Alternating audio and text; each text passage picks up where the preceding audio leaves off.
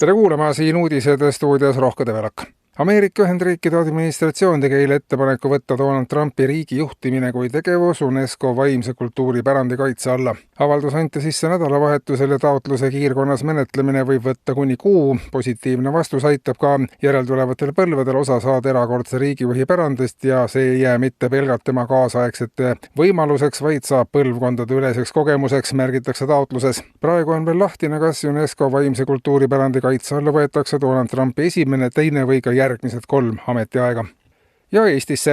Eesti e-riik astub järgmise suure sammu digiarengus edasi. Nimelt teatas Riigi Infosüsteemi Amet, et alates juunist suletakse kogu füüsiline Eesti 2 kuuks hooldustöödeks. Riia pressiesindaja sõnul on tegemist kauaoodatud uuendustega, mis viib Eesti lõpuks täielikult pilve. Praegu on meil e-riik ja füüsiline riik paralleelselt, mis tekitab plaani autorite sõnul dubleerimist. Hooldustööde perioodil palutakse elanikel oma füüsiline keha ajutiselt välja lülitada ja logida sisse riigi pilvekeskkonda ID-kaardi, Smart ID või sisetunde abil. Esialgu kestab hooldus 2 kuud, kuid juba praegu on valitsus andnud märku, et tööde tähtaega võidakse pikendada määramata ajaks. Kui kõik töötab pilves paremini, siis miks üldse tagasi tulla, on järgmine suurem kogu rahva ees seisev küsimus. Ekspertide hinnangul muudab pilve kolimine Eestiga maailma kõige turvalisemaks riigiks, sest pole võimalik rünnata riiki, mida ei ole füüsiliselt olemas. Järjest rohkem noori viibib meelsamini pigem e-maailmas kui füüsilises ja lisaks sellele näitab statistikat üha rohkem eestimaalasi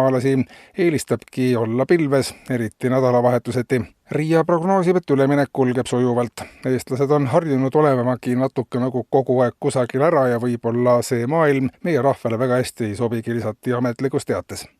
Valitsusega teatas täna uutest meetmetest, mis leevendavad kõrgeid elektrihindu. Nimelt soovitatakse inimestel hakata elektrit tarbima otse elektrijaamas, sest see aitab vältida võrgutasusid ja muid lisakulusid. Alates maikuust saavadki kõik soovijad võtta kaasa oma kodutehnika ja suunduda lähimasse elektrijaama, kus on loodud spetsiaalsed tarbimisalad. Koha peal on lubatud kasutada triikraudu, pesumasinaid, pliite, boilereid, vajadusel ka elektritööriistu. Elektrijaamade juurde rajatakse ka puhkealad ja pikendusjuhtmete laenutuspunktid. Esimesed huvilised on juba katsetanud uut süsteemi. Käisin Narva jaamas kartulit keetmas, tuli odavam kui kodus, kinnitab üks rahulolev tarbija. Valitsuse hinnangul võib tulevikus kujuneda elektrijaamadest ka kogukondlikud kohtumispaigad. Kui vanasti mindi Kiigeplatsile, turule või kirikusse või kõrtsi, siis nüüd minnakse elektrijaama, märkis minister. Ekspertide sõnul võib järgmise sammuna tulla ka ööbimisvõimaluste rajamine otse tootmisüksuste kõrvale, et inimesed saaksid maksimaalselt odavat elektrit ära kasutada.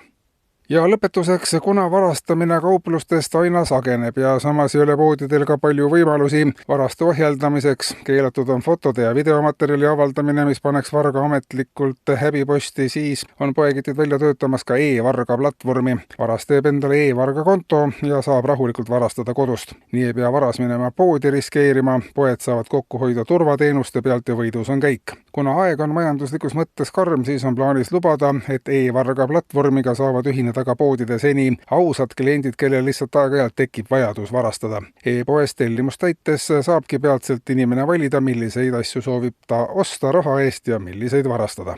Eetris olid uudised.